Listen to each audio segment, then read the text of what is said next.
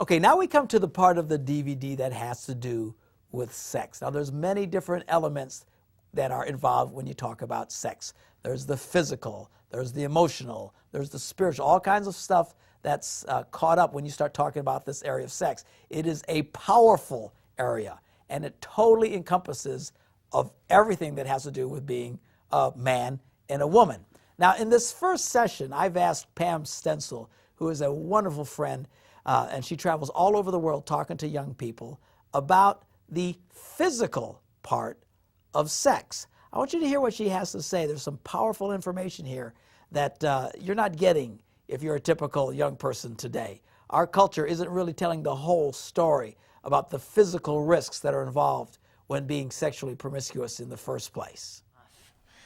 Good evening. Give it up for Mad Dogs and Englishmen. Yeah. And for those of you who have participated, that was awesome. It's always fun to see. So it's great to be in Green Bay. And my son, yesterday, as we were watching football, dared me to wear my Vikings stuff today. But I thought you might want to pay attention, and that might be a problem. So, plus I wasn't so sure I wanted to wear it on the plane flying into Green Bay. But the Vikings are playing tonight, and I won't really care about that either. It's a sad year. We'll just pray for next year. So maybe we could all pray for a quarterback. That would be awesome. I have 3 kids back home. I have a daughter who is 22 and in her last year at Minnesota State University. I have a son who is 21 and taking a little break from technical college, and we're pushing him to go back eventually. It's how boys are sometimes. And my youngest son is 13 and in the 8th grade, so that is the family back home. I travel all over the world, speak to about 500,000 students every year live around the world. In the last few years, I've been in Uganda, Kenya, Cairo, London, Dublin, Switzerland, Mexico, Australia. Ended my school year last year in Botswana, South Africa, and then back in York and Leeds, England. And then I had the privilege this summer of going with Susie Schellenberger and Brio magazine with a lot of girls and about 400 girls and about 100 boys who are smart enough, if they're going to go on a missions trip, to go on the Brio missions trip. Because the ratio there was about 4 to 1. That's good odds for the boys from Breakaway. And we went to Peru, to Lima, Peru. It was a fabulous, fabulous few weeks with them and those students. So I've had opportunity to hear from students, not only all over the United States, but around the world. And I've learned a tremendous amount from students in the last 15 years I've been traveling. I hope that tonight you'll learn something from me. More importantly, I would like to hear from you. And because of the sheer numbers of students we have here, and because of the folks in central Wisconsin who are watching on satellite tonight and certainly cannot come and ask me a question. Obviously, I do not have time tonight to talk one-on-one and answer all of your questions personally. Now, there are folks all over the church tonight who have a little name tag that says, "Ask me anything." Is that what it says? Something like that. Or "I'm askable." So if you have a question and you need someone to talk to, please feel free to find them and talk to them. All right, that you're going to wait forever to talk to me. And typically, actually, when I get done speaking, no one wants to be seen talking to the sex speaker, besides a few of the adults. So if there was something that you wanted to ask me and you did not get a chance to do that privately tonight, the way to reach me is to go to the World Wide Web. You go to www.pamstenzel.com. And on my table in the back, there are brochures you're free to take. My name is on there and spelled correctly. At pamstenzel.com, students, there's a place you can email me. I answer my own email. Because that's true, it can take me about 10 to 14 days. So please be patient with me, but I will get back to you. I don't want anyone to leave with questions that you really wish you could have asked and you did not know who to ask. All right, so that's how you would get a hold of me. Before I started, and that said, I do have some products in the back for the adults who are here. We have the DVD, Sex Still Has a Price Tag. I have the faith-based version and the public school version back there, primarily the faith-based version. We're going to do the public school version here tonight. We do have that available back there. My book is back there, and there's a great workbook for parents as well. So the new DVD we did in 2006, it's very close to what you're going to see tonight, and there is a teacher's guide on the inside in both versions, both public school and faith-based. But before I started traveling and speaking full time, I spent 9 years counseling in crisis pregnancy centers in Chicago and then in Minneapolis, St. Paul. And for 9 years, I would have girls in my office every day saying, Pam, I didn't know. If someone would have told me that this is what was going to happen to me, I would have made a different choice. No one told me. I began to ask these girls in my office, what could we have said? What could someone have said to you before you made this choice that might have helped you to have made a better choice? And after 9 years, I realized that there were a lot of students out there making decisions about sex, having absolutely no idea, none, what the consequence of that choice will be. It's going to talk about tonight. Students, I want you to understand that I did not come to Green Bay today to decide for you what you're going to do about sex. Not why I'm here. I can't make this choice for you, don't intend to. Can't go on your dates with you, I don't have time. Your parents can't choose for you, although I know there are a bunch of them who showed up tonight who wish they could. I've been telling my kids since they were 4 that when they turn 13, I'm putting them in a box, locking it and feeding them through a window till they're 19. Then my older 2 turned 21 and 22, and I have now upped that to 24. I would love to protect my college students from the pain I have to look at every day. I cannot. All I can do is love them, tell them the truth, and hope they make good choices. My goal tonight is not to decide for anybody what you're going to do, because quite frankly, you can do whatever you want. My goal tonight is that no one would be able to leave this room and ever again have to say to a physician, to a counselor, to your future husband or wife, well, nobody told me. I didn't know. Tonight you're going to be told. What you choose to do when you walk out of here is completely up to you. Parents, can I say something to you tonight? And this is probably the last time I'll address you directly, but since we've got you here tonight, and I'm so glad you're here, and there's nothing more important to me than to have the parents and students together, so thank you for coming. But I'm going to be a little tough on you for a minute, and then we're going to leave you alone. Is that okay, kids, if I'm tough on your parents for a second? I need to do that. I don't know what happened to my generation of parents, because we weren't parented the way we're parenting. And you know who you are, 40-somethings? I do not remember one moment in my teenage life where my mother worried for half of a second whether or not I liked her. Ever. Not once. I don't remember her losing sleep or caring. Didn't even matter how rude and obnoxious I was, and I was rude and obnoxious, especially in the 9th grade, which is brain damage year for girls, and we lose our minds. I have rules in my house. My husband and I made the rules. It is not a democracy. When you're 43, you can terrorize your own children. That will be your privilege. In my house, 2 rules in my house were this. First rule was no dating at all, period, none until you're 16. Ever. There is no student in this room who is not 16 who should be dating ever, ever, ever. You're brain damaged. This too will pass. And you're, oh no, 9th grade girls will date anything that walks. Is he walking and breathing? That's my criteria. That's all I need to know. It's good enough. Unbelievable. No dating till you're 16, and we can argue about this all day long. I have been doing this for 15 years. I've been counseling teenage girls for 15 years. I have yet to see a young girl, and boys, whatever, they're like, want to go out? I got a skateboard, pick you up later. You have a job. Because who are these young girls dating if they're dating? They're dating older boys every single time, and I don't care if he is the pastor's son. No. No, no, no, no, none of that. No dating till you're 16. Second rule in my house was no single dating at all until graduation from high school. You will date in groups, 4 or more. 16 is my preference. All of you. That was the rule for my crazy, horrible, conservative Baptist parents. And I am a semi-well-adjusted adult. I survived. And I actually thought group dating was fun when I was a teenager. I got to date more than one guy at one time. And I didn't lose my friends when I was in high school. When I was in high school, we actually had lives. We had sports. We had theater. We had music. We had lives. Dating today looks like pseudo-marriages. Kids walking down the hall. I love you. They break up. She's in the bathroom bawling. It's over. He dumped me. I have no boyfriend. What will I do now? I love you. And they just marry whoever they're surgically attached to when they have the money to do it. Do not pass go, do not collect $200, go directly to divorce.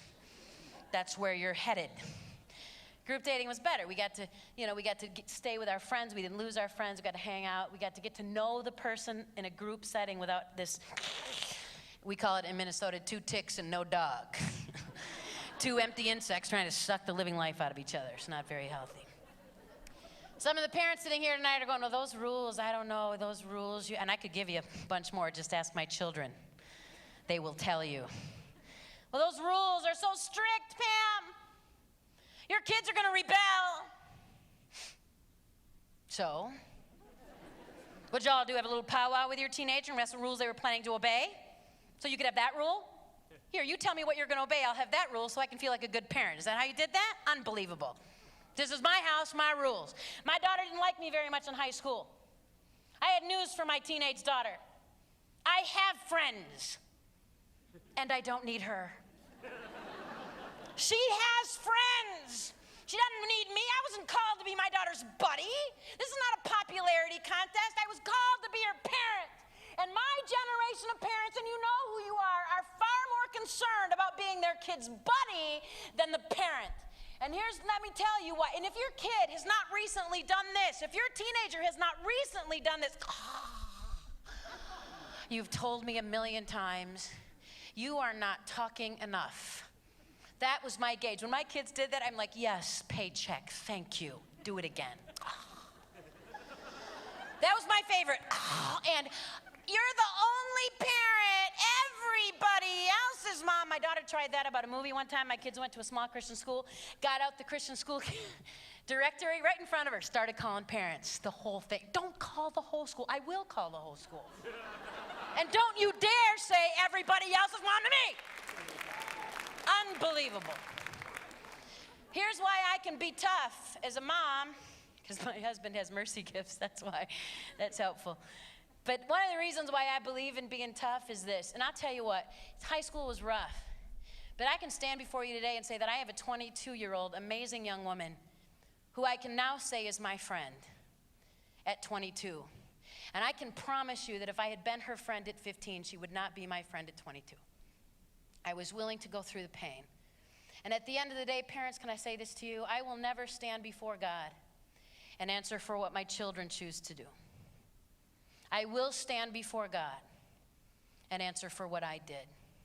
For how I taught, for the rules in my home, I will answer for me. I will not answer for her. So it's time, parents, that we took our eyes off of needing to be our kid's friend and put our eyes where they need to be and decide to be the parent. Much more important. I get to start tonight, and I'm going to start this way to remind all of you. And by the way, students, as we get into this, well, I'm glad your parents are here, because sometimes we think this sexuality discussion is for teens. And I think that some of the parents here are going to realize it doesn't matter how old you are. This is true for all of us. If you have sex outside of marriage, if you have sex outside of one permanent, monogamous, and monogamy does not mean one at a time. That means one partner who has only been with you. If you have sex outside of that context, you will pay. There is a cost. I don't care how old you are. And so the question we have to ask tonight is, what is that cost, and is it worth paying? We're going to talk about the physical and emotional cost tonight. Physical cost, help me out. What do you think most teenagers who are having sex are afraid of? What's their biggest fear? Pregnancy is the biggest fear of teens having sex today. Doesn't make a bit of sense to me. Got a news flash for you tonight. Wisconsin, pregnancy is not a disease. It's actually survivable. You can live through it. I've lived through it 3 times now. A few extra pounds here and there. It hasn't killed me yet. I'd have girls in my office for pregnancy tests scared out of their minds, waiting for the results of that test. I walk in, look at this girl, and say, your test is negative. Sweetheart, you're not pregnant. She gets this look of relief over her face, like, I'm off the hook, not pregnant. Thank you very much. Let me out of your office. Wait a minute. Have you been tested for syphilis, gonorrhea, herpes, chlamydia, trichomonas, vulvodynia, arthritis, hepatitis B, hepatitis C, HPV, HIV? Have you been tested for that? Me? I live in Green Bay. Pam, I don't live in Menominee. You mean I I would need to be tested. This girl is in my office thinking she could possibly be pregnant, and she does not think she could have a disease. Astounding. Students, you have a 4 times greater risk of contracting a disease today than you ever have of being pregnant. Pregnant teenage girls in Wisconsin, pregnant teen girls in your state today are carrying, on average, 2.3 sexually transmitted diseases. Not 1, not 2, most of them 3 or more. But they were not worried about getting a disease, were they? Oh, no.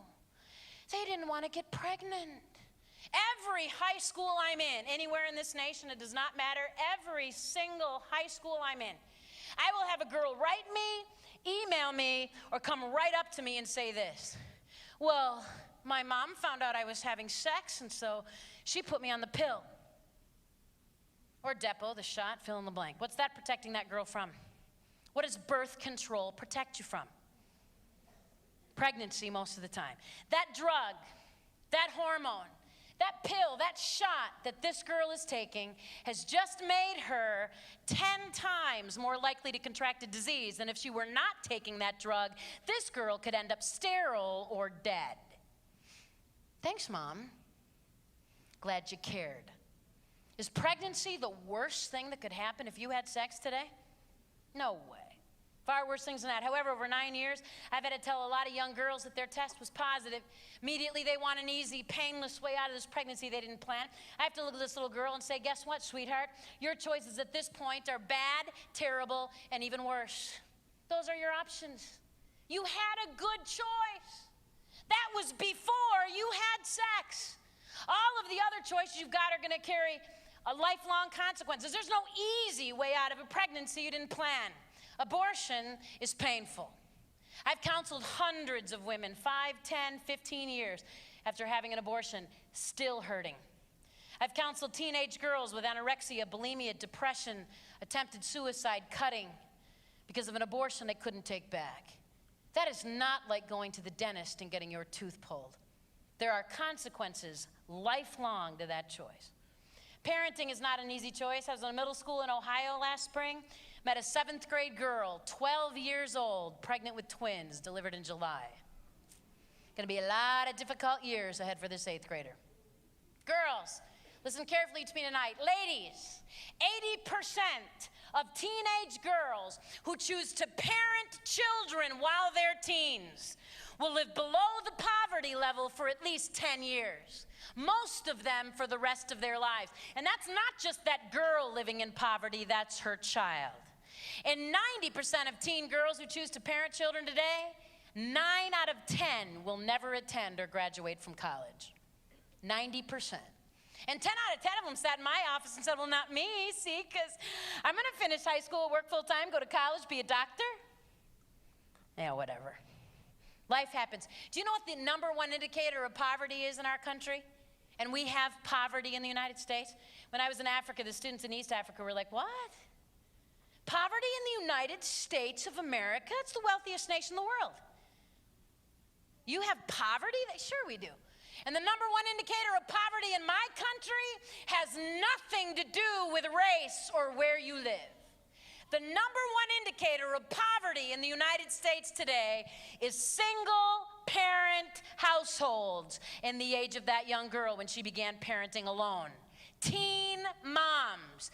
That is currently the number 1 indicator of poverty in this country. Serious responsibility, girls. This is not a game. This is not a new puppy.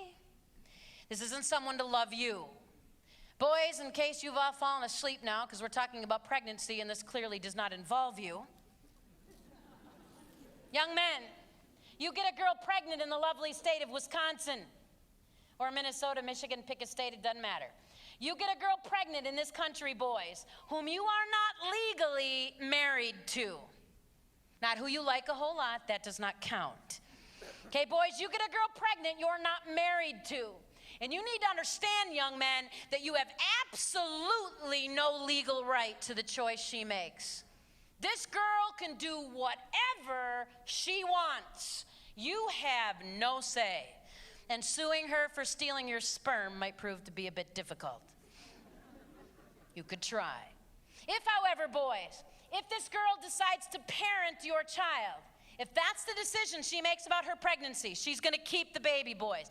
You now have legal responsibility. It's costing us over $30 billion a year to support teenage girls parenting their children. We can't pay this bill. Over the last 12 years, we've undergone welfare reform, began in the Clinton administration, continued in the current. I was fortunate in 2002 to be invited to the White House. That day I met both with President Bush as well as the former head of HHS and your former governor, Tommy Thompson, who has actually spearheaded this welfare reform, not only in Wisconsin, but in the nation. Boys, the laws have all changed, especially in Wisconsin. I do not care what happened to your uncle, your cousin, or some older brother. It is not happening for you. We are now requiring in all 50 states the social security numbers of both parents on every birth certificate of every child born in this nation. Girls will no longer be allowed to say, I don't know who the dad is.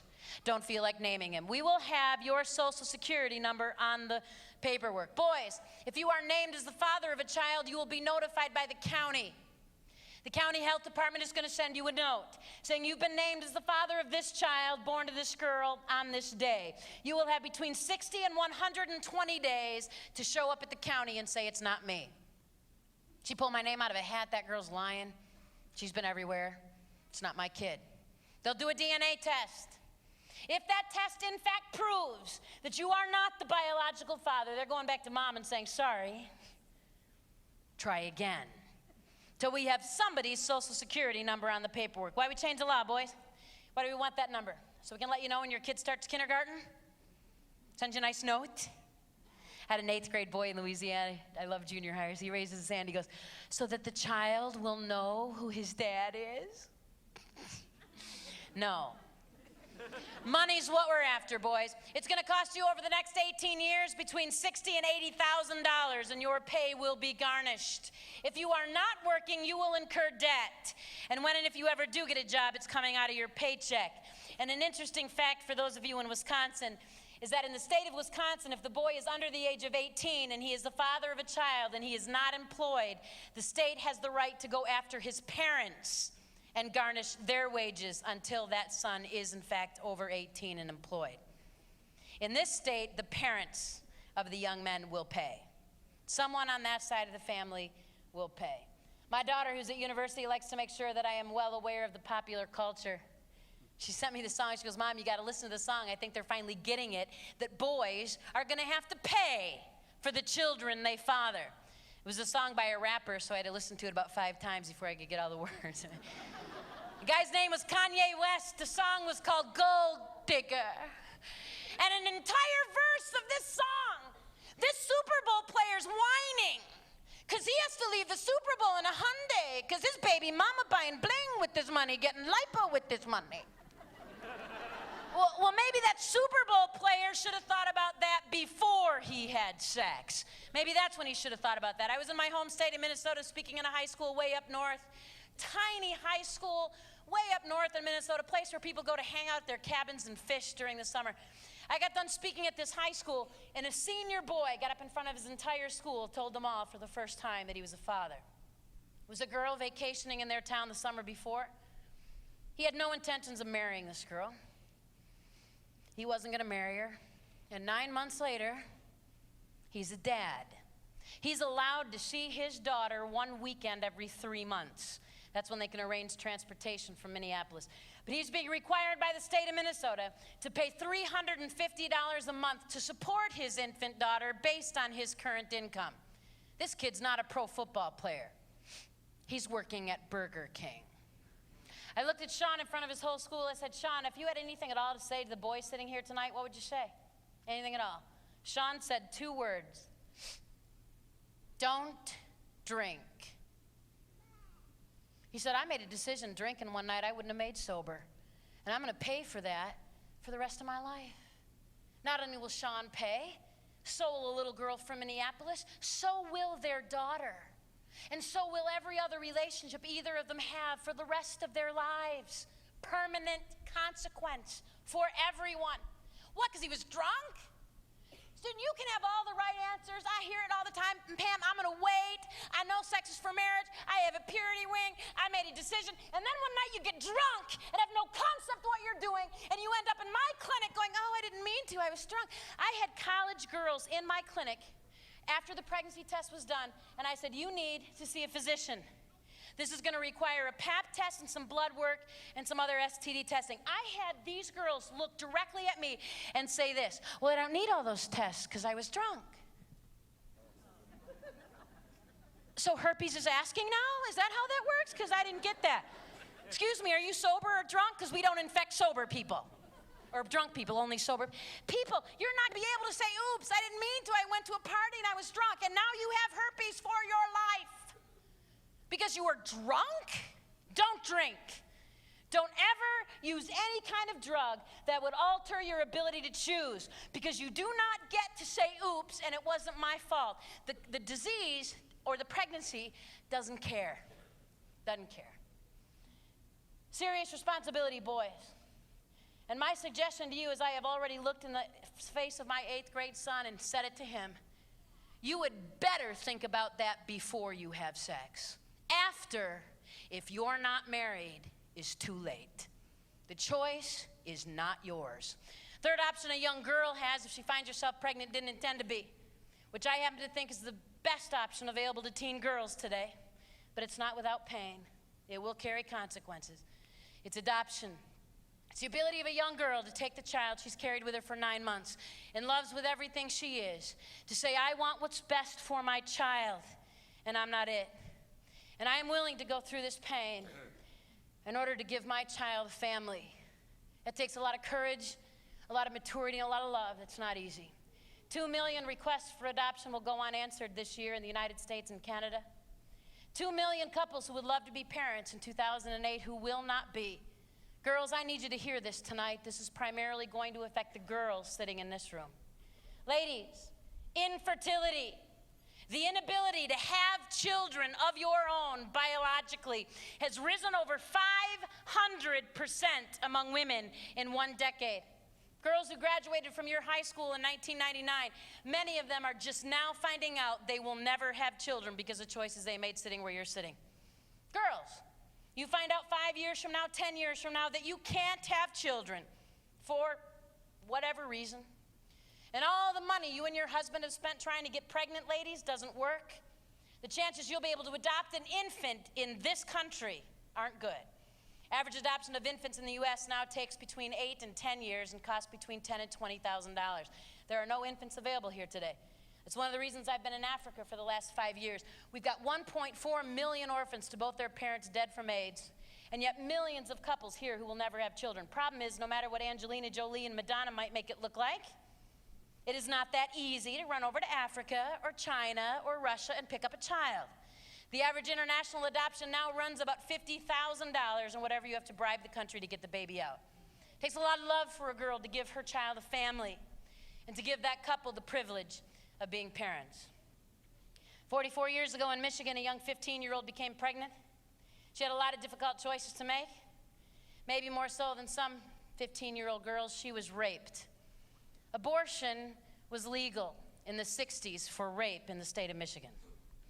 But this 15-year-old girl chose to give her child life and then to place that child with an adoptive family. And that child was me. My biological father is a rapist. I don't even know my ethnicity. But my life is not worth any less than any of yours, just because of the way I was conceived. And I do not believe that I deserve the death sentence because of the crime of my father. And I've listened to the rhetoric for a long time. I've listened to people say that every child should be wanted and planned. I've listened to people say, well, I wouldn't have an abortion, I wouldn't kill my child, but if it were rape, you're a mistake, Pam. I don't believe that. I believe that every child is wanted by someone. And I recently heard someone who thinks they would like to have power say that he wouldn't want his daughters punished with a child. So now I'm a punishment. I'm a mistake because I wasn't planned, because I wasn't wanted. Unbelievable. I've not met my birth mom. Someday I hope to. If I don't meet her here on earth, I'm going to meet her in heaven. I've been praying for her since I was 4. And someday when I meet her, I'm going to wrap my arms around her and I'm going to tell her I love her because she loved me. She loved me enough to give me my life.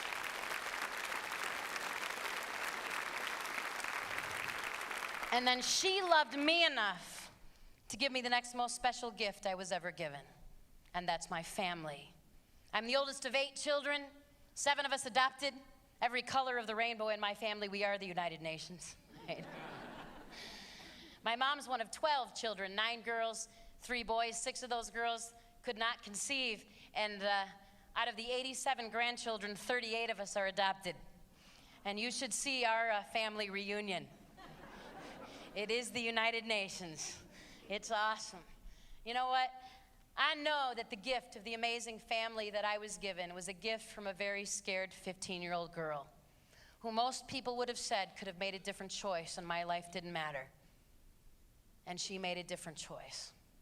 And I will forever be grateful to her for that. Students, I came to Wisconsin today and I spend 15 days a month away from the 13-year-old I love the most. He's mine. Because I wouldn't want anyone sitting in here listening on satellite to ever have to make a choice like this. I've spent 9 years of my life walking girls through this. There is no easy way out. The best choice is before you have sex. That's when you have a good choice to make. After that, it is going to get really tough. But please hear me tonight. If you, someone you care about, someone you go to school with, were to find yourselves pregnant, you didn't intend to be, please get some help, please. Do not walk through this alone. You are going to have to live with whatever you choose to do for the rest of your life. Here tonight is the Bay Area Pregnancy Care Center. Everything they do there is absolutely free and completely confidential. I know there's a crisis pregnancy center or 2 in Stevens Point. Make sure you get help. Get help. Pregnancy survival, though, we can live through that. Sweetheart, we could walk you through that. That is not the worst thing that could happen if you decide to have sex today. Far worse things than that. Today, October the 6th, today, in the next 24 hours, 14,000 teenagers will contract a sexually transmitted disease. Today.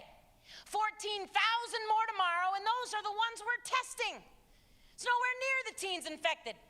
College students, in case you're here tonight, I noticed we passed a campus on the way here to the church. I have college students, so now this matters to me, and sometimes as speakers, that's the way we do it. We care about it when it matters to us. So I did the stats. When we include the college population, we have 38,000 newly infected students a day. Our university campuses are one big giant disease, which I have reminded my children of on a regular basis. 14,000 of them teenagers who got up this morning, and I know, said like somebody sitting right in this room, "What's not going to happen to me?" Pam, that happens in Minnesota, Michigan, Illinois, scary places like Milwaukee. But we're okay here. We have a lake, trees. Doesn't happen in Green Bay. Wrong. In the 1950s, students, we had 5 sexually transmitted diseases we knew about and were treating. 5. You could count them on one hand. Go find a grandparent. Go find somebody who grew up in the 40s or 50s. Ask them. This will be a great dinner table conversation next time you're at Grandma's. Y'all try this. I want you to try this. Thanksgiving, make sure all the relatives are there. This will be fun. Grandma, were there STDs when you were a kid? Did people have them? Talk about it at school, at church? Did you have crazy speakers come to a church in your town and yell about syphilis for an hour in 1952? No. I mean, maybe a few people back then had an STD. They got a shot of penicillin, moved on. Welcome to 2008, students. Don't ever let your parents say, "Well, when I was young." Because you know what, parents? We weren't dealing with this. It is not to say, there's not enough money in the world to pay me to sit where my 8th graders sit, and I wouldn't trade places with them for all the cash in the world. I wasn't dealing with what he's dealing with. It's a whole new world. Welcome to 2008. We now have over 30 sexually transmitted diseases, 30% of them absolutely incurable. That means you get one of these diseases and you've got it for life.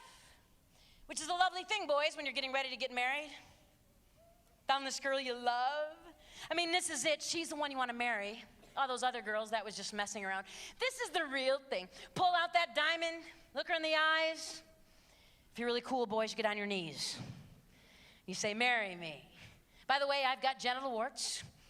You'll get it too, and we'll both be treated for the rest of our lives. In fact, you'll probably end up with a radical hysterectomy, cervical cancer, and possibly death. But marry me. Well, I'm excited now. Thanks for sharing. Isn't that what you want to hear from your future husband, girls? Lovely. HPV, genital warts, syphilis, gonorrhea, herpes, chlamydia, trichomonas, vulvodynia, arthritis, hepatitis B, hepatitis C, HIV, list goes on and on and on. Serious diseases with serious consequences. Students, AIDS is not the only disease out there, and it's certainly not the only disease that's killing people, and yet we have teenagers in Wisconsin who actually think, well, if I don't get pregnant, or I don't get AIDS, well, then I don't have anything to worry about. I'm fine then. No way. No way. Chlamydia, one of the most common diseases among the teenagers sitting here tonight, and yes, I said that and meant it. One of the most common diseases among the students sitting here tonight is chlamydia. This is a bacteria, not a virus. Easily treated and easily cured. If we knew you had it, we could help you. 7 days worth of antibiotics now given in 2 doses, and we can wipe this out. 2 types of STDs, students. If you have not yet had biology, or if you flunked, pay attention. You'll get a better grade on your SATs, okay? 2 types of STDs. This is not hard. Bacterial and viral. A bacteria is curable. There is medication we can give you. We can take care of that. A virus is not. You get a virus, you've got it for life. There is no cure. We have never in the history of the world cured a virus. Chlamydia is not a virus. It's a bacteria. It's curable, so what's the big deal?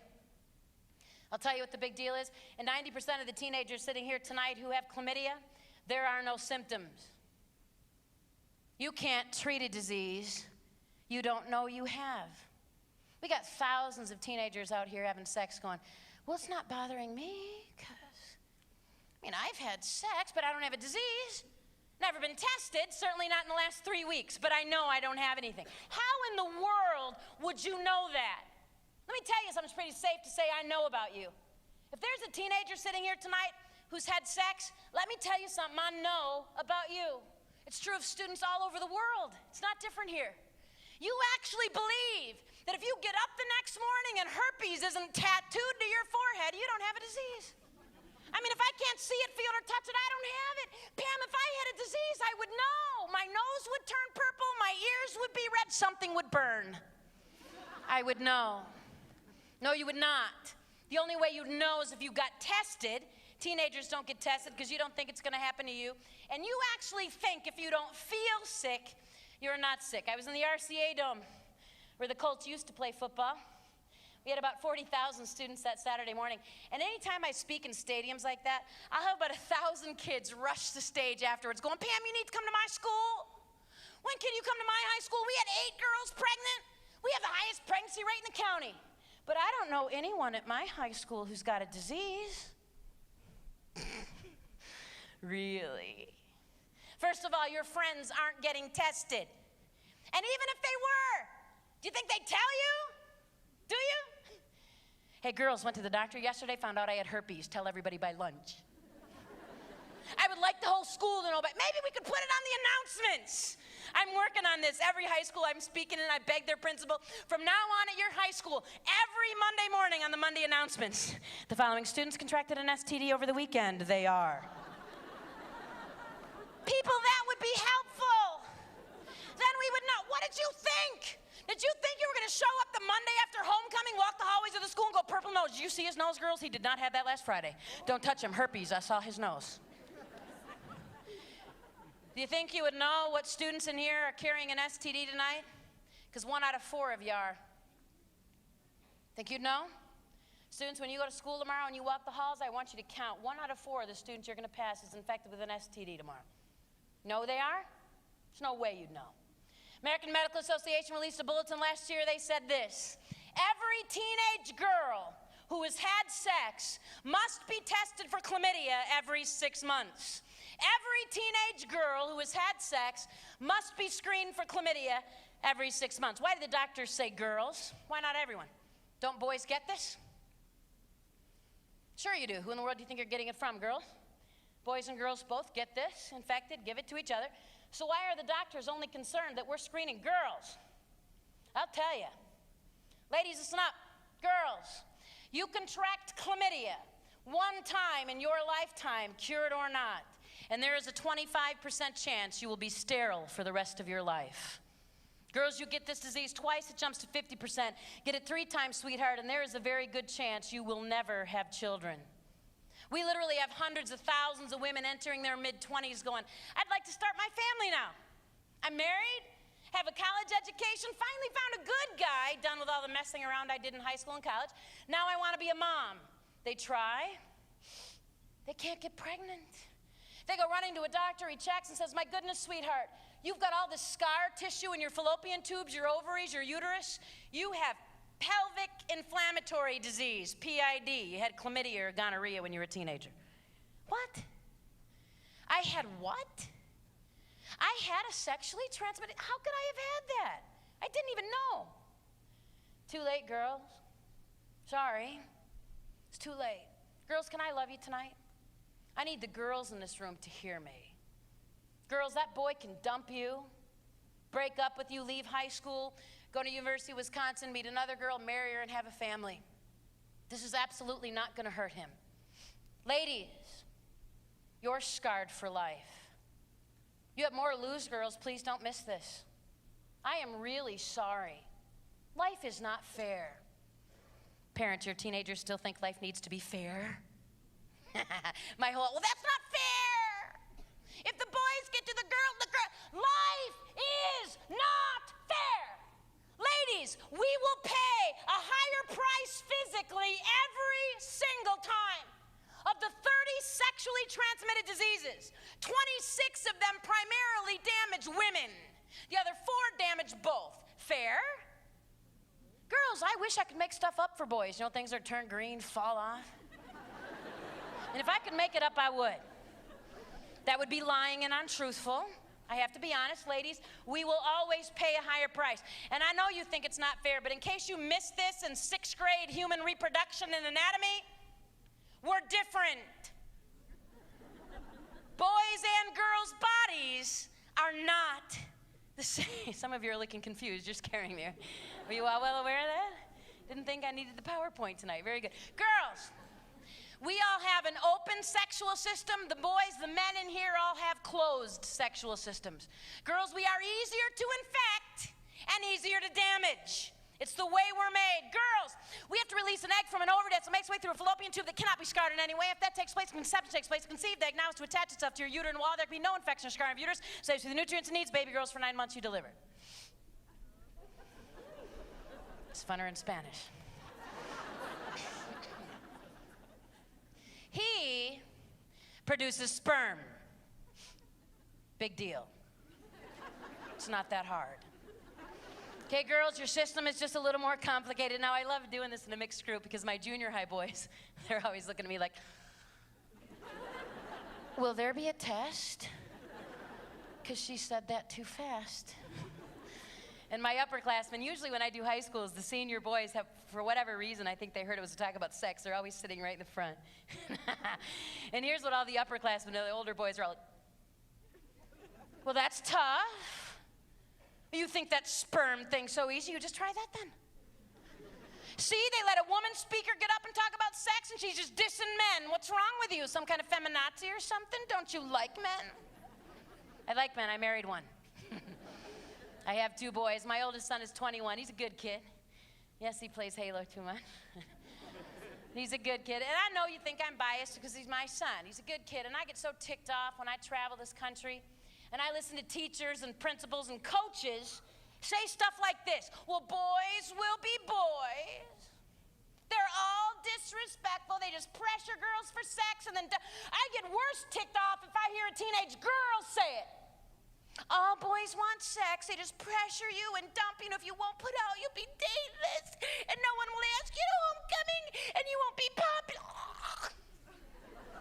I have taught my son to respect women. If he does not, I will kill him. Those are his options. And I know that I am not the only mother in the entire nation who their son what it means to respect women. So I'm about to say something really nice about a lot of the boys sitting in this room. So I don't want any boys with selective hearing. They'll be the ones going back home tonight, going on the youth group bus, going, that Pam Stenzel hates men. Did you hear the sex lady? She's a man-hater. Pay attention. Girls, I have had the privilege of traveling this country. I have been in towns, cities, high schools, youth conferences, universities, all over this nation. And in every school I've been in, every state, every city. And girls, I believe that tonight is as true as every other night I've stood before an audience. I have met amazing young men. I know that sitting in this room tonight are young men with integrity, boys with character, girls, boys who do care about you. The kind of boy, if you were to date him, would look at you and say, I do love you, and you matter. And you know what? I might be able to walk away from sex with you without permanent damage, but you might not. And because I love you so much, because you matter so much, I would never ask you to put your life on the line, your ability to have children, your future, your self-respect on the line to meet my momentary need. I would never pressure, demand, hurt, take, and walk. I care way too much about you for that. There are boys with that kind of integrity. Ladies, I married one. Unfortunately, as just a small word of warning, especially for our freshman girls who will date anything that walks. And you know who you are. And we know who you are because you're dating senior boys who can't get a girl their own age to touch them with a 10-foot pole. No one will date him. Then we'll have some stupid freshman girl's mother going, oh, my daughter must be popular because the seniors like her. As a small word of warning, girls, there have always been and there always will be boys who don't care. And as long as they don't get hurt in the long run, sweetheart, they're going to say all the words. And I have heard that in Wisconsin, they're good at it. I love you. Well, everybody else is doing it. If you want some freshman, I'll die. He's not going to die, and nothing will fall off. He will actually live. And real love respects. Love does not pressure, damage, hurt, take, and walk. Girls, love would never ask you to do something that could damage you for the rest of your life. That's not love. Girls ask me this every day. Boys never ask this. Girls ask me this daily. Well, how would I know if it's love? How would I know if he loved me? He said it. My heart's pounding. He's cute. Girls, there's only one way you will ever know if that boy loves you. One way. Put a boundary down. Say this far and no further. And watch for respect. You don't have love without respect. It's not possible. I get hundreds of emails from the boys. Because boys are all writing me all the time, these high school boys. Well, you're up there making it sound like all the boys are trying to get girls to have sex with them and all the girls are just sweet and innocent. No, please don't. Stop. Have you even been on a high school campus ever? Yes, I have. Pam, have you seen girls today? They're so aggressive. Have you seen the way the girls in Wisconsin dress now? Just take me now. What was I supposed to do?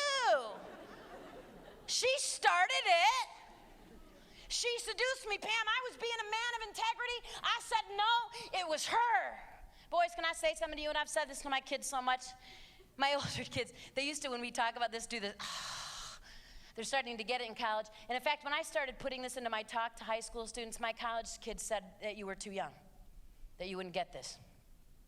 But I already sat down with my 8th grader and started this conversation right here. And one of the reasons I spent a lot of time with it with my other two is because I don't read boys well. Teenage boys can fool me. Which is why when my daughter was in high school, she was not allowed to date any boy her brother did not approve of. Her brother was in that school, he was in the locker room. I wanted to know what he had to say about that boy's character. I did not need my daughter's help with the girls. I can walk onto any high school campus in this nation, give me 20 minutes and a mic, and I will show you the girls who are going to struggle for the rest of their lives. I can point them out, which is why my son didn't date much in high school. No. There will be no way. Boys, it's all cute fun to talk about what girl you're going to take to homecoming. Isn't that a whole lot of cute high school fun? It takes a tremendous amount of maturity for a young man to grow up enough to ask himself a tougher question. Who do I want to be the mother of my children? Different question. High school boys, college kids say to me all the time, well, I'm going to sleep around now and have sex with whatever girl's stupid enough to have sex with me when we're teenagers. But when I get married, I don't want that girl to sleep with half the football team. Then I would like a virgin. Why in the world would a virgin ever want you? Why would someone who's respected themselves ever in a million years want you? Students, here's what I'm going to say that's going to go over most of your heads, which is why I'm glad your parents are here. Because your parents are mature enough and have seen this enough to know what I'm talking about. Some of you high school students are mature enough to understand this. If you are not, I hope that an adult will say this to you until you're old enough to get it. This is probably the most important thing I'll say all night, right here. Opposites might attract when it comes to personality. Opposites never attract when it comes to character. You are going to get exactly what you are every time. You're going to get exactly what you think. You can be a player. This is a big game. You can sleep around, have sex with all these people, and someday you're going to put a on or a tux on and put a magic ring on your finger, and now you're going to be able to control what you couldn't control before? What, do you think we have magic discipline fairies at the altar? What is that? Oh, but I have a magic ring. I won't cheat because of this. Please. Past behavior predicts future behavior. You're screwing around now, you're going to do it later. Good morning. And then they think, oh, but he'll be faithful to me because I'm so pretty. Within 3 years, they're cheating on each other, running to the pastor going, I can't believe he cheated. Duh. We're all shocked. They were doing it before they walked the aisle. They're going to do it after. I get so sad when kids come up to me and say, you know what, Pam, I'm not going to wait. Everybody's doing it. I'm not going to wait to have sex until I'm married because I'll never find someone else who waited. I'll never find a spouse who waited. Really? You want to guarantee it? Sleep around. Because you're going to get exactly what you are. Boys, there will always be girls. Someday it will be women. This is not a teenage problem, in case you haven't seen Desperate Housewives recently. There will always be women who will throw themselves at you. Let's go 10 years down the road. You've married this awesome, beautiful, lovely girl. You got 2 wonderful children. Your job takes you on the road. I know what that's like. I'm in hotels 14 nights a month. You're tired, exhausted. You've had a long day. You go down to the restaurant bar. You're watching the Vikings beat the Packers. I know, dream world. We're in fantasy land. You're watching the game, minding your own business, and some woman walks up and throws herself at you. Gonna call your wife later and say, sorry, honey, but she started it. She was aggressive. You should have seen how she was dressed. I didn't know they dressed like that at Hooters. I went for the wings. Not gonna fly in your house, boys? Doesn't fly in mine. Boys, can I be mom for just a minute tonight? Young men, please hear me.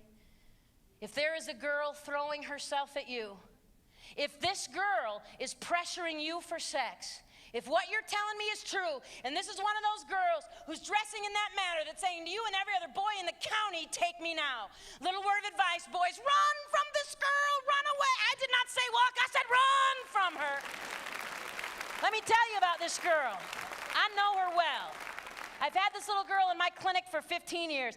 This is a little girl who's bought the lie of a culture that has told her what makes her valuable is her body. So in order to feel good about herself, she needs to turn your head, sweetheart. And when she is done turning yours, she's going to need to turn his, and then his, and then his, and then his, and then his, and then his, and then his. And this will not end when she's 18, 20, 25, 30, 35, or 40. This is a lifelong problem. Who do you want to be the mother of your children? Young men here tonight, hear me carefully. The respect and integrity you show every girl in your world, in your school, in your church, in your family, the respect, boys, that you show the girls right here, that is the trust you will hand your wife someday. And if you cannot be respectful of women now, what in the world makes you think a wedding ring will fix that? Girls, the respect and integrity you show yourself and every boy in your circle, by the way you dress, by the way you chat, by the way you talk about what you're doing with your friends, that is the trust you will hand your husband someday. Pretty white dresses and flowers do not fix this. All of this behavior will start right here. Then there's herpes. Won't spend time on it. Herpes is a virus. You get it, you got it forever. You're going to give it to your spouse someday, no cure. Herpes isn't going to kill you. However, if you're a female with herpes, ladies, and you want to have a child, you will need a C-section. Girls, you give this virus to your child during vaginal delivery, it will kill your child. Fatal to infants, not you. Herpes is basically just sores and boils on your genital area that reoccur periodically throughout your life. Now, there's medication we can give you for the sores. Won't cure the virus. Once you've got it forever, and you're going to give it to everybody else. But we can give you some medication for the sores. So many people in our country have herpes now. We have so many people infected with this virus that the medication for herpes sores, Valtrax, is big business. We now have to endure commercials. You seen them? I'm watching TV with my boys, minding my own business. This beautiful model jumps off the bike. I have genital herpes.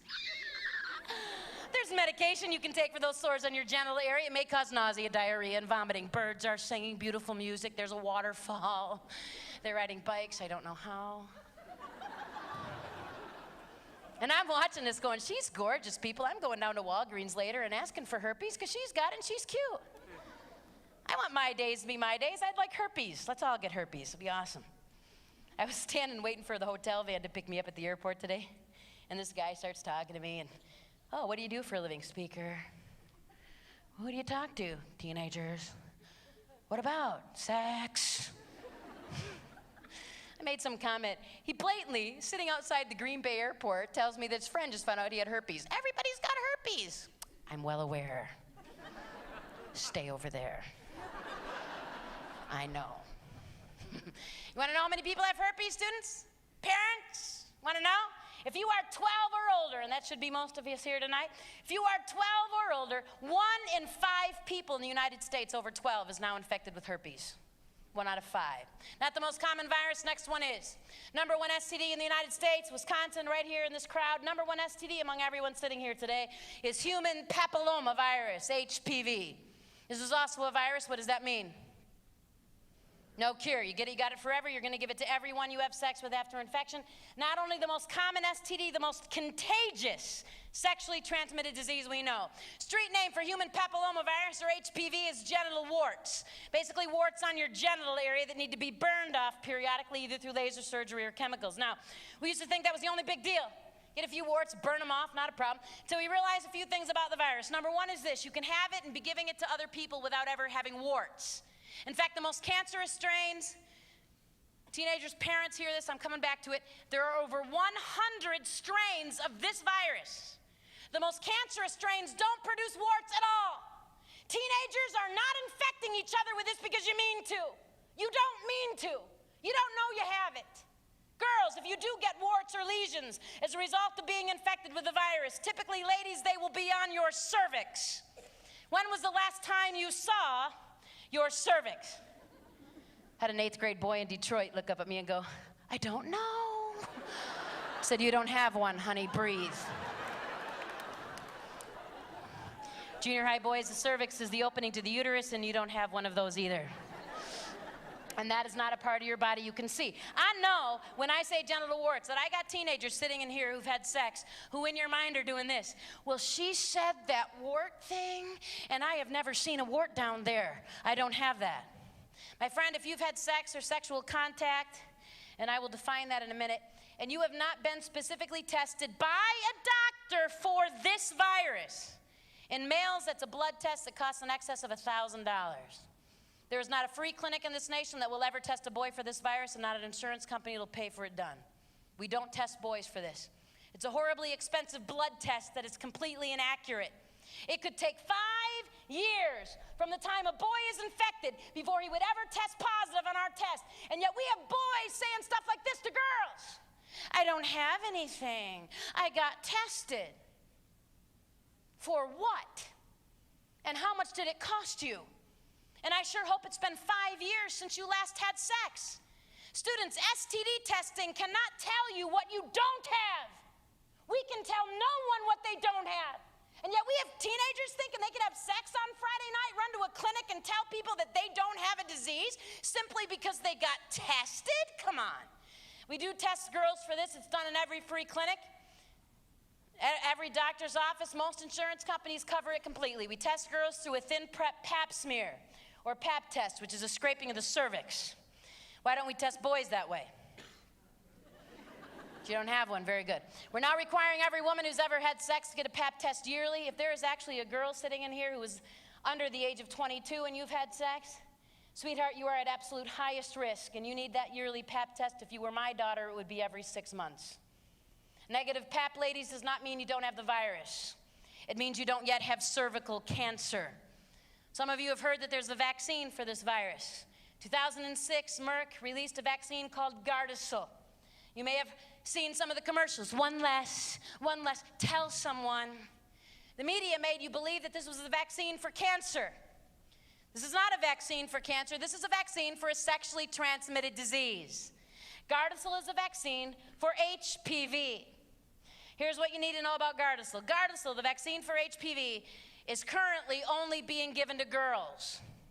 We are not vaccinating any boys at all. We are only vaccinating girls. Gardasil, in order to be somewhat effective, needs to be given to a girl who is in fact a virgin. If you are not a virgin, the vaccine will most likely do no good. Now, they're willing to take your $800 cash. They made $4 billion last year, so they'll probably give it to whoever. But in order for it to be effective, we need you to be a virgin, which is why we were targeting 11 and 12-year-old girls for this vaccine. Ladies, if you are a virgin, or you were a virgin at the time you were vaccinated, Gardasil, given to a virgin girl, is good for 4 out of the 100 strains of this virus. There are 96 strains still there. This in no way guarantees you will not be infected with HPV and does not guarantee you will not get cervical cancer. Ladies, if you were vaccinated as a virgin, once you become sexually active, you will still need regular pap tests. If that did not make sense to you or you didn't get that, please email me. I will send it to you in writing. This is a reducing of the risk of eventual cervical cancer. It is not eliminating it. And my biggest fear, and I'm not going to tell you whether you should get the vaccine or not, that's between you, your parents, your doctor, whatever you decide. What I am telling you is this: it is no guarantee. And even if you become sexually active having been vaccinated, you will still need a pap test. You could still end up with cervical cancer. If that wasn't clear, email me. Boys, HPV is a little annoying. Having warts burned off your genital area is painful, I'm sure, I'm guessing. And I would hate to have to be there, boys, when you had to tell the girl you loved and wanted to marry about every partner you've ever had. I have to know. Hear me carefully. My risk of infection has nothing to do with whether you used a condom or got tested. My risk of infection has everything to do with where you've been. I have to know every single partner you have ever had. It is unconscionable that anyone in this room, and I don't care how old you are, if you're the governor of New York, I don't care. It is unconscionable that anyone in this room would ever have sex with another human being and not honestly tell them everywhere you've been. Every single partner, I have to know. What happens at spring break does not stay at spring break, and adults, what happens in Vegas does not stay in Vegas either. Unbelievable that we think we can lie to our partners about where we've been. Unbelievable. Boys, it's not going to be fun. Maybe you're going to live. Ladies, you had better know where this boy's been, and you better pray to the God above he's not lying, because this is a huge deal for you. HPV is the #1 causal agent of cervical cancer in women. We now have girls as young as 18, 19, and 20 undergoing radical hysterectomies will never have children. In fact, more women died last year in the U.S. from cancer due to this than died of AIDS. I had a young woman my age, very young, come up to me in tears in Missouri a couple weeks ago, who had just undergone a radical hysterectomy, and they are not sure they got all the cancer. She said, "No one said this to us. No one told us. No one ever told me." I had a senior come up to me last year being all tough, came right up to me. She goes, "I got cervical cancer, got it in the 9th grade. This means she got the virus in the 7th or 8th. She goes, "I've had numerous cryosurgeries, freezings in my cervix. The cancer is now spread to my uterus. They're doing a hysterectomy next week." 3 weeks before she graduated from high school. She's being real tough. She said, "Pam, kids are noisy, smelly, cost a lot of money, and I don't want one." And she got a little teary. She said, "I'm just trying to deal with the fact that I'm going to have to tell the man I love and want to marry that if he marries me, neither will he." Is it worth this, girls? Because he said he loved you? Because you needed to be popular? Because everybody else was doing it? It's worth this? Do you realize that we've had more deaths among women because of this, and we're not telling our daughters this? No one's talking about it. I've been talking about this since 1996. Go back and watch my first video. I've been talking about HPV since the beginning. I was the only one.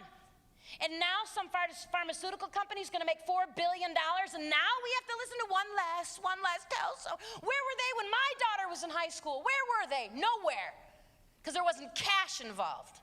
Unbelievable. 2 things you need to know about HPV. Number 1 is this. Students, hear me carefully. They now estimate that 67% of the teenagers who have had sex, that's a specific group, that's not all of you. Many of you in here have never had sex, you're a virgin. You can run out of here in a minute yelling virgin, you're perfectly fine. 67% of the students in here who have had sex are already infected with HPV. That was math. Most of you aren't prepared to do math on a Monday night, so I will make it clear. Parents, you as well. There is no way any person in this room under the age of 22 tonight could have sex with someone who is not in fact a virgin and not get a disease. It is not possible. You will get something, it will most likely be this. Here's why. There is not a condom in the world that will protect you from HPV. I did not say it might slip, break, fall off, or you left it in the glove compartment. That is not what I said. Condoms, used properly, provide no protection at all from HPV. HPV is not transmitted the way HIV is. HIV, the virus that causes AIDS, requires the exchange of body fluid. We need blood, semen, or vaginal fluid exchange. Herpes and HPV are both skin-contracted viruses. All it takes is skin contact anywhere in the genital area and you're infected for life. And will infect everyone you have genital contact with after that. Let me make this clear. It doesn't take what some of you think is sex. You know how many teenagers we've had in our clinics test positive for herpes and HPV who thought they were technically virgins? Thought they could do everything else? See, what was their big fear? What were they worried about? They're worried about getting pregnant. So I can do all this other stuff. It's not sex. It's safe. It doesn't count. I'm still a virgin. I don't have to tell people who I did that with because that's not sex. Students, I am now going to give you the medical definition of sex. It does not help to tell you to not have sex if we have not defined sex. We have to define it. This is the medical definition of sex. This is the medical line over which you can't step. And if you have ever stepped over this line, you've risked disease and you need to get tested, and don't you dare tell anyone you're a virgin. Don't you dare. We have teenagers running around going, I'm a virgin, and they're infecting each other like wildfire. Here is the line over which you can't step. Absolutely no genital contact of any kind. None. Yes, that includes oral sex, which is mouth to genital. Oral sex is sex, hence the name, oral sex. And every single sexually transmitted disease, every one, is transmitted through oral sex. If you have had oral sex, you are not a virgin, and don't you dare tell anyone you are. And every single partner you ever have will have to know every single person you've done that with. Is that clear? Anybody still confused? Y'all know what genital means? Because I get about 100 emails a week from kids. Does that mean shaking hands? We don't usually have genital contact with people we're meeting in the hallway. You know, hello, nice to meet you. Here's a simple rule. If you will both abide by this rule at all times, you're 100% safe. You can run out of here yelling virgin. Here it is. Ready? Keep your pants on and zipped. Both of you, all the way. That's safe. Any genital contact is not. Was that clear? All right, good. And there's HIV. I'm not going to spend time on it. HIV causes AIDS. It's deadly. You don't want it. Equal opportunity, hurting boys and girls the same.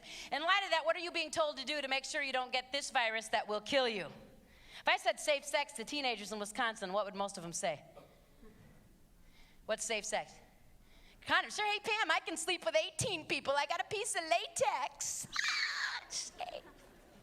Students, condoms aren't safe, never have been, never will be. The only safe sex is a safe partner. Someone who has never had sex, or if they have, hear me carefully. It has been 5 years from the last time they had sex of complete abstinence. Please have them virally blood tested. It's worth whatever it costs. I could have sex 1,000,000 times with my husband who's only been with me, never once use a condom, and I will never get a disease, ever. I could have sex one time tonight with some guy I meet at the hotel later tonight, use a condom, and be infected for the rest of my life. It has nothing to do with latex. It has everything to do with who you're having sex with. What if we didn't have AIDS and genital warts and herpes and syphilis and gonorrhea? What if I could give you a super condom? I sleep with 30 people. Kids get desperate. What if I use 5, a bodysuit? There must be a way. Are there other reasons to wait? I think so. I'm actually one of those insane, crazy people who actually believes that sex involves more than a few body parts touching.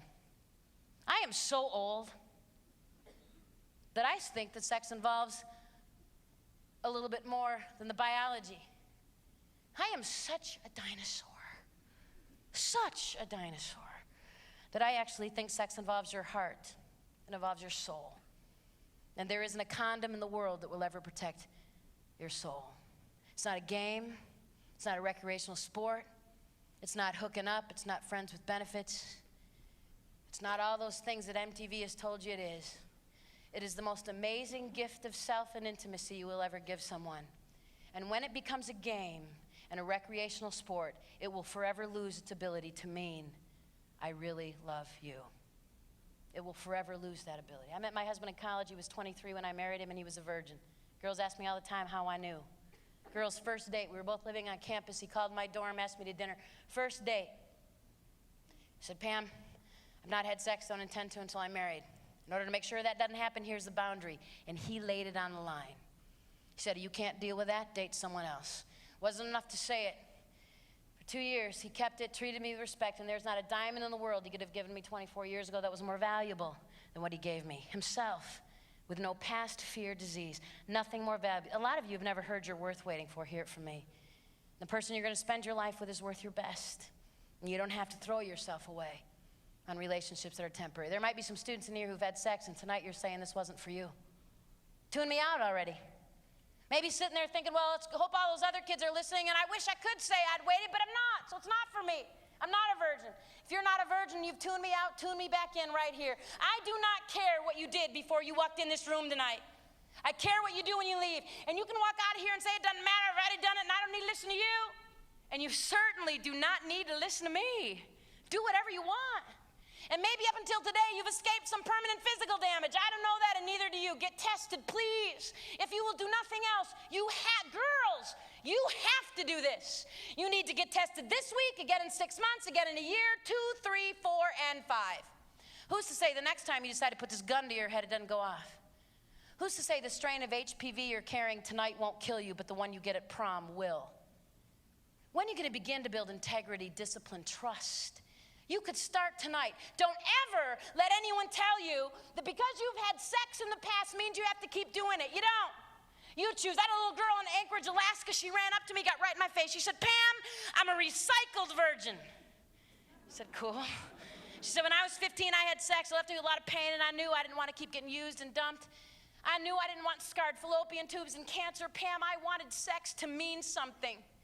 And I made a commitment to God, to myself, and my future husband that I would not have sex again until the day I'm married. I said, sweetheart, that is awesome.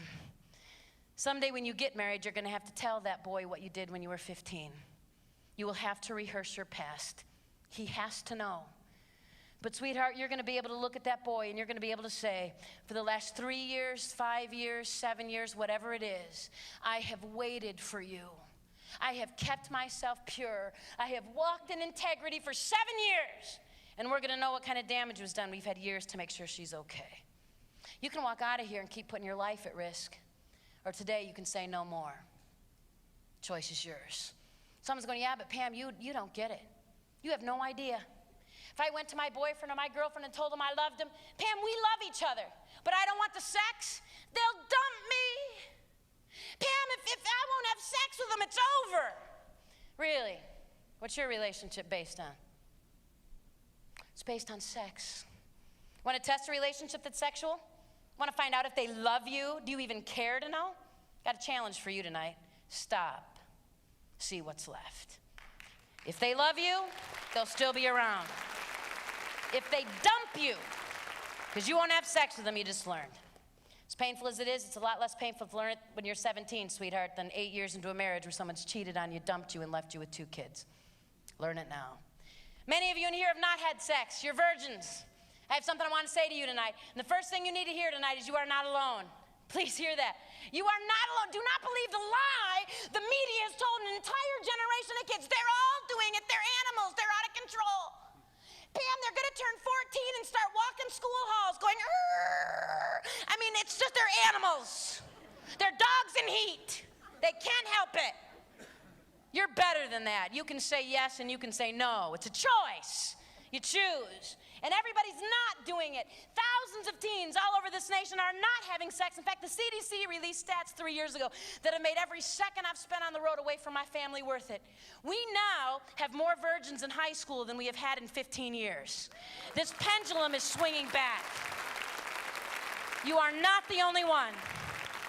So if you're here tonight and you're a virgin, please hear this in case you never hear it again. Tonight we clap for you. Tomorrow you're going to be laughed at. Hear it today. Good for you. Good for you. You have something so special, so valuable. It's worth whatever it takes to get to your marriage and they'll pass for you. It's not going to be easy. You're going to get laughed at. Kids at school are going to go, "You're not having sex? Everybody, you some freak? You religious freak? You like Star Wars? What's the problem?" Don't listen to that. I had a senior boy chase me down the hall of his high school in New York, 6'8". The boy was huge. Teachers saw him. They said, "Pam, that tall boy you were just talking to in the hall, 4.0 student, full ride scholarship to play basketball at Duke University." Chased me down the hall of his New York high school going like this. You do not miss a 6'8" senior yelling virgin at you. He said this, I'll never forget him. He said, "Pam, it's easy for girls.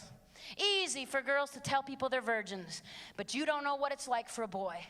You don't hear the locker room talk, the boys on the basketball team talking about who's easy. What do I say to my buddies when they're mocking me because I'm a senior and a virgin? I said, young man, the next time your friends tease you because you're saving yourself for your wife, I want you to look right at your friends and I want you to say this. Any day, tonight, I could choose to be like you, but you will never again be like me. Once it's gone, it's gone. Takes that long to throw it away. I told you tonight that I couldn't choose. Your parents can't choose. Students, the choice is yours. Make a good choice. Make a good choice. You deserve the best. Expect the best. Expect respect. Your pastor is going to come up and dismiss you. God bless you. Thank you for coming tonight.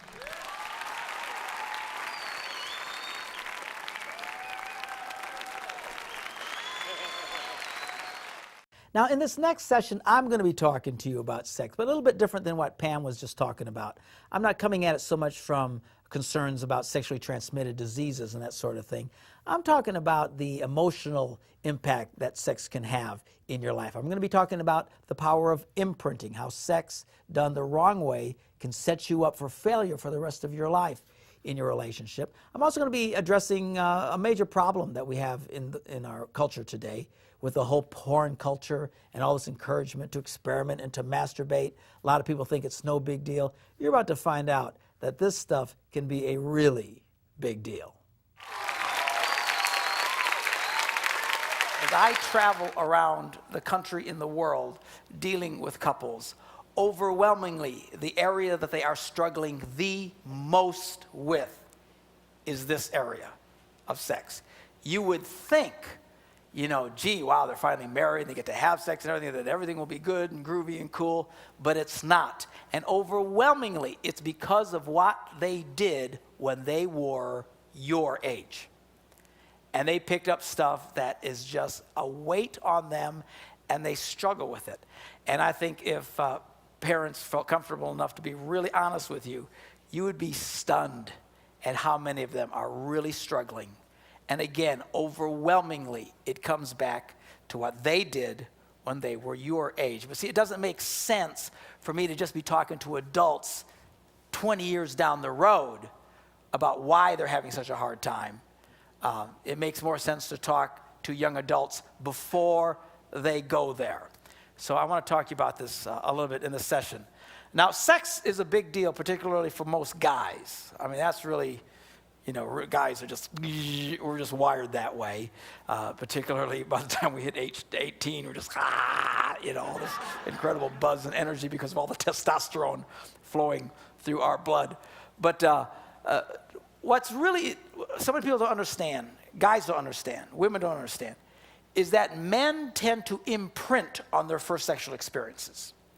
If a guy's first sexual experience is, in the context of lust or the backseat of the car, just, that whole deal, parents aren't home, ooh, let's go do it, and what the parents. If that's your first sexual experience, you tend to imprint on that, and it tends to identify you sexually for the rest of your life to a large degree. It's absolutely frightening when you think about it. Again, no one talks about this. You should hear it when I talk to people in their 30s and 40s and 50s with tears in their eyes. They say to me, I wish to God someone would have told us this when we were younger. But what happens is you tend to imprint on that thing, and then that becomes your mark for life. And oftentimes guys keep going back to trying to relive that first experience because they imprint on it. It's kind of like these birds. You ever study about these cranes and stuff in school? That they're not the brightest things in the world, but whatever they see first, they think it's their mother, and they'll follow it for the rest of their life. It's like if the crane is born and it sees a chicken, it will ignore its mother and follow the chicken and die. That's why these cranes, they have to go out in the middle of really secluded places and stuff like that. And the people who work with the cranes actually have to dress up like large cranes. I don't know if it's very funny stuff. People walk around in crane outfits and pretending they have big long noses and stuff like that. Because these cranes, not too bright, all right? Because they imprint on whatever, mama, and they don't quite get it. Well, it's kind of that way in a sexual sense because guys tend to imprint on their first sexual experiences, and it tends to define them. If a guy's first sexual experience is in the idea of messing around and fooling around and lust and, oral sex or whatever different things, he tends to imprint on that. And he tends to imprint more on the sex than the girl. That's why for a lot of guys, the girl becomes virtually interchangeable. I know you girls are like mortified by that. What's the matter with guys? Why, how can they go from one girl to the other? Because it's not about the girl. It's just about the experience. And even guys who eventually get their heads straightened out and grow up and then get married and stuff later in life, they still struggle with those same feelings. And some of them will struggle with them for the rest of their lives. Even great Christian guys in churches and stuff like that, they're still struggling with those internal feelings because they want to keep going back to that place. That's why a lot of guys can't stay faithful in their marriages. What's the matter with these people? Why would they cheat on mom? Why would they do? Because for some of them, it doesn't happen for all of them, but overall, it's a huge percentage. They get so buzzed on that first experience, they are constantly trying to relive that experience. If a guy waits until his wedding day to truly experience sex for the first time, he imprints on the girl. It's why those people who wait have the lowest divorce rates in the world. Now, I talked about those women who just have one partner, they have a 20% divorce rate. If these people really did it right on their wedding day, it drops to 5%. And you don't even have to be a Christian. This is of any culture in the world. Of those who wait, they have a 5% divorce rate. They're the same people, same ideas, same thing. That is the power of the sexual connection. Because now he imprints on the girl. And now that girl becomes his focus. And it's not about any other girl, it's just about that girl that he experiences this with. And he commits to her, and it holds them together for the rest of their lives. It's actually challenging when I talk to adults like this because a lot of them, they start feeling really bad. I'm not trying to make them feel bad. It's just at some point, they have to be honest about why they're struggling in their lives. And overwhelmingly, it's because of what they did when they were your age. Making the wrong choices, wrong decisions. I know people often say, well, you shouldn't do it. And your teachers might say, well, you probably shouldn't be, best if you abstain. But there's this, even in churches, there's almost like this underlying theme that you shouldn't, but it's no big deal if you do, as long as you don't get pregnant or get some STD. And on this DVD series, we talk about STDs and all these different things.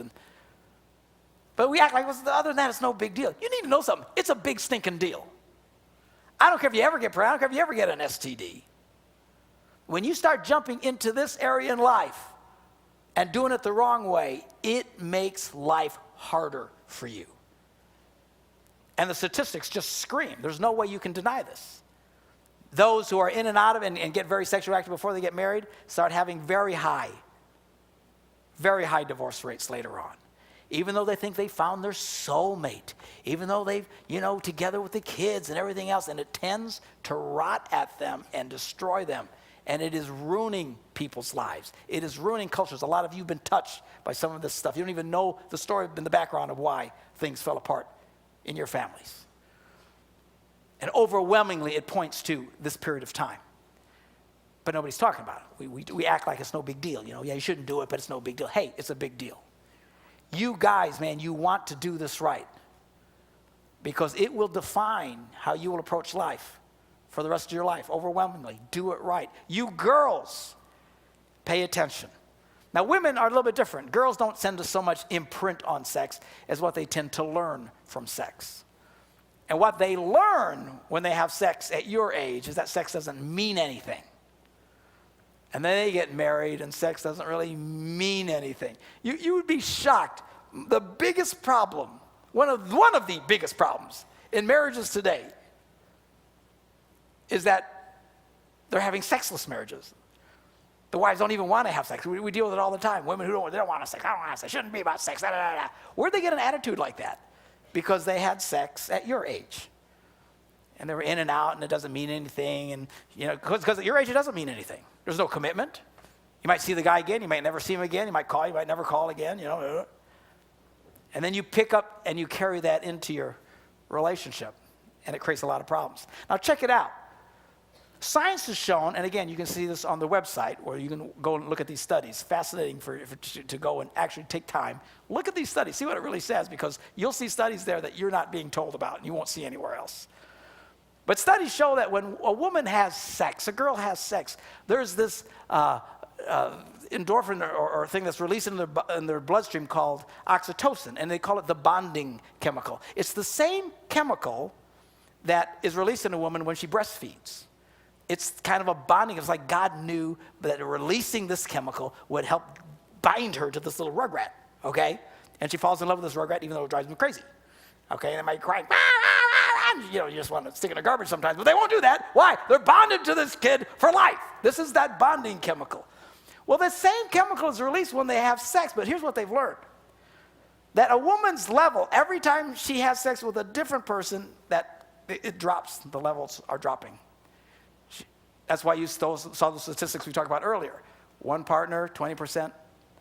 Second one jumps almost 50%. Third one jumps almost to 60%. Why? Because physically, you're no longer experiencing the same level that sex was intended to be every time you add another partner. Again, nobody talks about this. We all say, well, you shouldn't do it. It's smarter if you don't do it. Protect more condom if you do it. But nobody's talking about the impact this really has. This is becoming a disaster. And now what they're telling us today is, you know, for young people, just masturbate. Yeah, just masturbate. It's a fabulous idea. Just masturbate. You know, and the reason why they're pushing you down this road, by the way, is because this is the same stupid culture that wants you to wait till you're almost 30. So they know you want to have sex. You got to do something. You got to do something. So go masturbate. Go masturbate. Man, Christians, I know pastors who encourage their kids to masturbate. Dear God, I don't know what drugs these guys are on. How they cross that line, I don't understand. Jesus said, if a man looks at another woman and fantasizes sexually about her, he commits adultery in his heart. Well, good grief. If just looking at a woman and thinking dirty thoughts is a sin, what in the world is yanking on yourself, for crying out loud? How do you get to where that's not a sin? But why are people saying this? Why are Christians saying, oh, yeah, you can do it. Yeah, just yank on yourself for a while. It'll be fine. Yeah, fantasize, look at porn. Yeah, no problem there. No problem. It's like we've lost our minds. Pastors, Christian leaders, some parents. Dear Lord, I have moms come up to me at my seminar saying, well, don't I have to encourage my boys to masturbate? First of all, I can't imagine my mom saying that to me. Man, that'll traumatize her for life, wouldn't it? Your mom saying, you need to masturbate. Oh, good Lord, Mom. But why is she saying this? Because she's bought into the stupid ideas that our culture says, well, they got to do something because we don't want them married too early. No. And we get into this stupid culture that is creating a disaster in guys like you, encouraging you to do behavior that is ultimately very negative. And here's the crazy thing about it. You know what really fries me is when they teach you guys, your teacher, some of you talk about this. You know, you certainly see it on MTV and everything. I mean, masturbate, it's great. It's real fabulous, You can achieve an orgasm by masturbating. Listen to me. You can't. You cannot. It's impossible. Something can happen. A guy can ejaculate. Something can happen for a girl. But it's not an orgasm. An orgasm is when you reach your sexual peak and endorphins are flooded into your body and every cell in your body stands up and grabs the hand of the cell next to it and goes, hallelujah. You can't get there yanking on yourself. Overwhelmingly, people who masturbate will tell you when they do it, they feel icky. They feel dark. It's your body's way of saying, stupid, what are you doing? Okay? But they're encouraging this behavior. Well, you got to do it. Oh, moms again. Well, if my son doesn't masturbate, won't he explode? You will not explode. You will not die. And don't let them dumb you down like that, especially you guys. We're not animals. You're not going to explode if you don't masturbate, for crying out loud. Especially if you're a Christian, you want to do this stuff right. Don't go down that path. It's insane and it's stupid. And here's what's really frying me. What they're not telling you is the following. Is that you start to condition yourself to that behavior, especially at your age. And when it comes time for you to get married and have sex with a real woman, believe it or not, guys stay more addicted to the masturbating. Unstinking believable. I wish you could see. I wish you could see. I mean, how do you put that on video? Nobody's going to get on video and admit it because it's too embarrassing. But I go to these conferences. I speak to couples all over the world. And these guys come up to me with their wives. I mean, these gorgeous, drop dead, suck the air out of the room women. And the woman says to me, he doesn't want to have sex with me. And I look at him and think, are you out of your mind? And you know what he says? Yeah, I'd just rather masturbate. I'd just rather masturbate. Oh, yeah, there's a great idea. See, what they're not telling you guys is that the more you do this, the more you condition your body to that behavior, to the point that guys it's a huge amount of guys now who prefer to make love to themselves with their hands than to make love to a real woman. Well, isn't that great? And then some of you girls are going to marry these losers. And then you're going to wonder why he never wants to have anything to do with you, doesn't want to be nice to you, doesn't want to be romantic to you. Why? Because some stupid moron somewhere told you at your age, yeah, just masturbate. Oh, great idea, masturbate. Unstinking believable. You know, in every other area, we know physically, anything you teach your body to do over and over again, you train your body that way. You guys are in sports. You know what I'm talking about? And you do the same exercises, what? Over and over and over and over again. Why? So that without thinking about it, your body will respond just like that. I don't care if you're in football and you're doing the same drills over and over again. I don't care if you're in track and you're coming out of those blocks over and over again, doing the same exercises over and over and over and over and over and over. And tennis, doing the same stroke over and over again. Why? Because you want to train your body. You keep telling your body to do the right thing at the right time, your body will do it without thinking about it. Those of you who are musicians, I'm a musician, I'm a piano player. It's one of the things we learn. Guitar player, same thing, any instrument. You practice it over and over and over and over again so that without thinking about it, you just sit down and you just do it. Because you've trained your body. Now, how we think that when it comes to sex and encouraging guys to masturbate and look at porn from the time they're your age, some of you guys 13, 14, 15, 16, 17 years of age. Some of you guys get caught up in this behavior, masturbating 2, 3, 5, 7 times a day. Dear God, I don't know where you get the time. Well, you think this isn't going to change your behavior? A lot of girls are into this too. I get it. You think, oh, it's no big deal. It's just something that we're doing until we can get married later. Yeah? You're delusional. That's a drug, by the way. Of course your body's going to respond that way. That's why so many guys today, and sometimes it's the woman. You get married, you think you're going to have a life together, and you're together for a while, and all of a sudden you slip back out. I know guys who prefer to look at porn and masturbate than make love to their own wives. Women who could never have an orgasm with their husbands because they've so trained themselves to do it by themselves with their little hands. Oh, isn't that great? Isn't that a wonderful idea? Let's get everybody doing that. Christians. I can't believe some of these pastors encouraging you guys to do this stuff. I could give these guys a swirly, man. Tell them this dumb behavior. Why? Again, because they've got to come up with something because they're buying into the stupidity that you got to wait forever. So they got to do something. Well, number one, you don't have to wait forever. And number two, you don't want to get involved in a behavior that can literally retrain your body. I wish you could hear these guys. I wish you could hear them. I know it. Some of you have never heard this before. It's like I dropped in from Mars. Unstinking believable. Guys who cannot, they have sex and nothing happens with a woman. Nothing happens. In my own church. You know, heaven's name, I'm not going to mention their names, God forbid. But tell me, they can make love to their wives and nothing happens. But that they can masturbate by themselves. Well, isn't that great? Here are these guys that have ruined their sex lives for the rest of their stinking lives. Because they bought into this stupid idea that, you know, teachers and everybody else has told you, oh, it's good to masturbate. Oh, yeah, just masturbate. Oh, great idea. Get in touch with your body.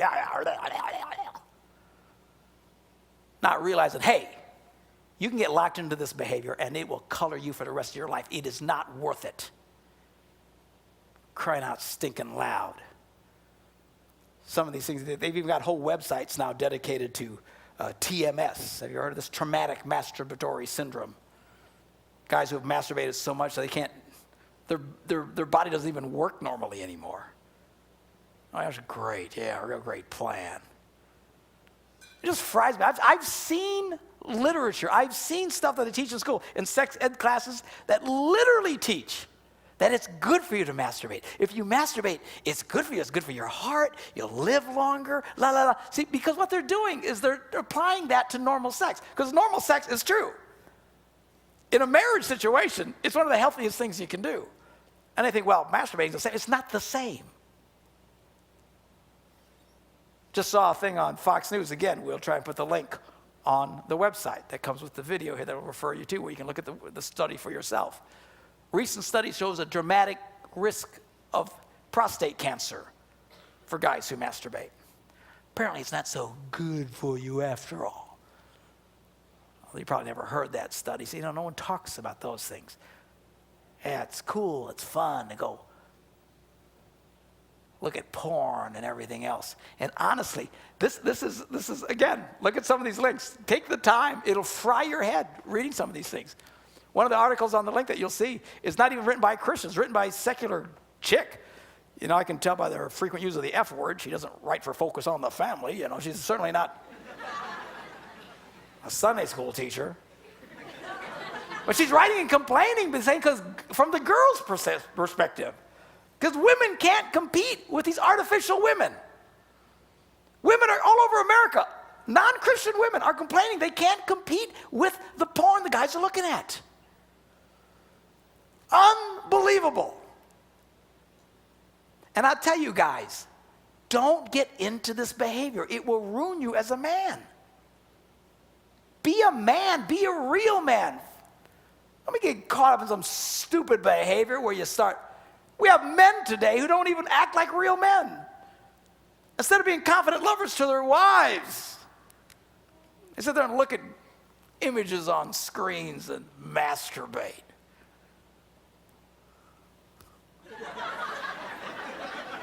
How pathetic is that? And again, all because no one ever told them the risk of what they're doing. Listen, from a moral standpoint, as I said before, it is absolute ludicrous and absurd that a Christian can act in this way and think they're not sinning before God. I don't care what anybody's told you, they're idiots and morons.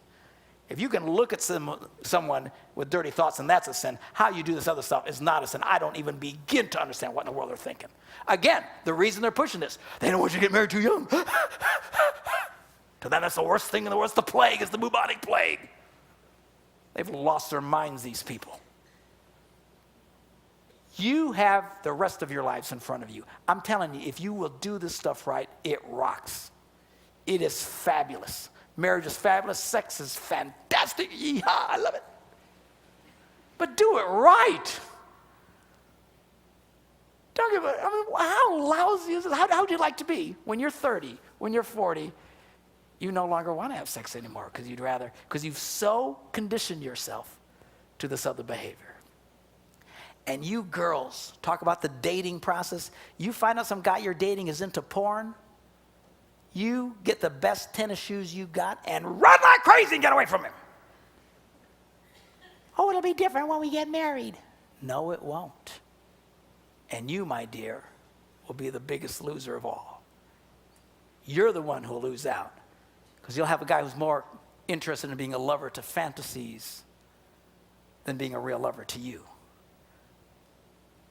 Any single girl who meets a guy who will admit that he's into porn and stuff, dump that bum ASAP and move on. This is destroying people's lives. People, look, there's a reason why they're out there and they are divorcing left and right.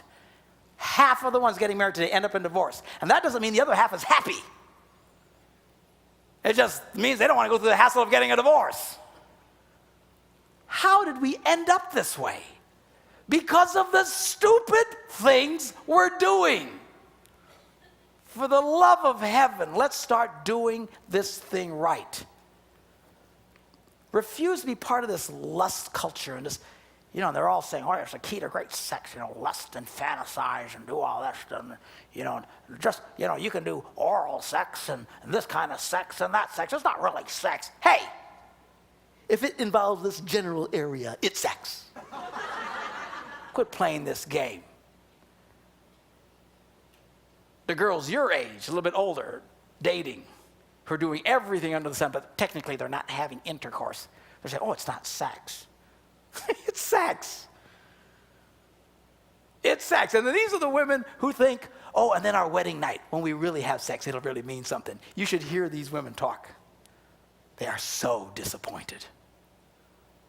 On what should be the most wonderful night of their lives, they are so disappointed. Because they bought into this lie that it's not sex. Of course it's sex. They have real sex. It's not much different than what they've been doing already. In fact, if anything, it's not nearly as exciting because it's not naughty.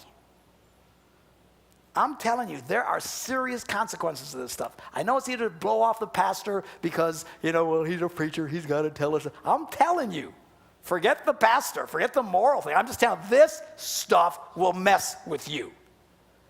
Better to do it right than to follow the prescription that all these people are telling you to do and getting caught up in behavior that will have such a negative impact in your life. It is not worth it.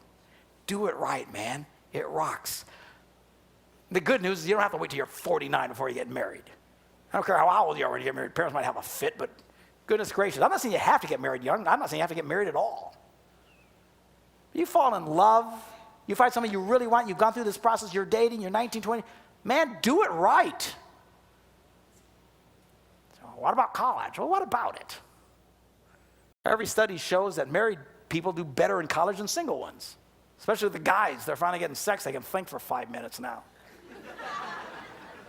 All the stupidity that you gotta wait to a certain age. Ooh, you gotta have so much money. Ooh, you gotta have so much education. And then they fill in the gaps with masturbating and porn and messing around. It's not quite real sex yet. Is messing people up. I'm encouraging you. I'm pleading with you. You can do whatever you want. It's a free country. But I don't want you to be coming to me in 15 years, pointing to your boyfriend, your husband now, saying he doesn't want anything to do with me. Guys, I'd rather just look at porn. Because then you live the heartbreak of that deal. Do it right, man. Better to do it right. Build your life right. I don't care how old you are. Than to delay and get involved in all this behavior. And nobody in our culture will tell you what I just told you. Not in the secular culture and hardly at all in the Christian. First of all, in the Christian culture, nobody wants to talk about sex, so they'll freak out. It's a miracle they all even got here. But in the secular culture, oh man, they don't want you to know this stuff. They want you doing this stuff. Man, porn is a $1 billion industry. And the more you do it, the more it justifies what they did. They're desperate for you to do what they did, and in droves. It justifies the mess that they're in. I'm telling you, don't go down that path. It's not worth it. It's not about me hating you. It's not about God hating you.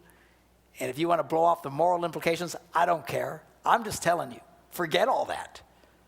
Just from the human physical end of this thing, it's a lousy path to go down.